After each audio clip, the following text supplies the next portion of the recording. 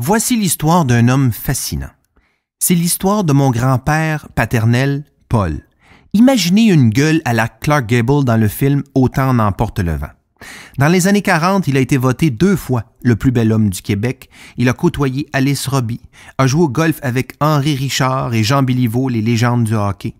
Barbier de profession depuis l'âge de 13 ans, il a grandi en Estrie au Québec. Ce n'était pas son argent ni son éducation qui l'amenait à se frotter aux gens intéressants. Il n'avait rien de tout ça.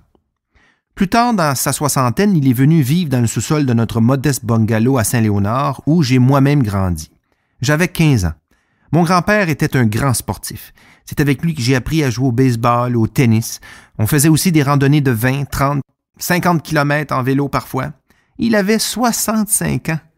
Il venait de se divorcer aussi et avait un nouvel amour dans sa vie. Madeleine, une belle grande femme d'une 20aine d'années plus jeune que lui. Elle venait lui rendre visite parfois, surtout après avoir appris qu'elle avait le cancer du sein. Et malheureusement, Madeleine n'a pas survécu 3 ans après l'opération.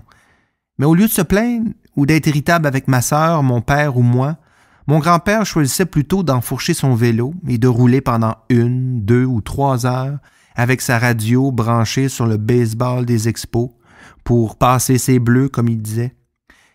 Mais ce qui m'a marqué le plus, c'était quand on s'arrêtait dans un petit resto ensemble.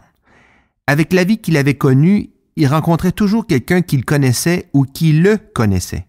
Et à chaque fois, c'était le même scénario. « Bonjour, Paul, comment ça va? » Il répondait toujours à tout coup « Ça va bien, ça va très bien, ça coûte pas plus cher et on se sent tellement mieux. » C'était immanquable, même pendant les moments les plus difficiles de sa vie. Il ne s'est jamais plaint et n'a jamais été malade. Quand il a reçu sa carte de l'âge d'or, il l'a coupée en 2. Il fuyait les aînés qui se plaignaient de leurs bobos sans arrêt. Sans le savoir, mon grand-père a réussi sa vie et a su attirer autour de lui des gens tout aussi remarquables que son attitude. Comme il disait, ça coûte pas plus cher et on se sent tellement mieux.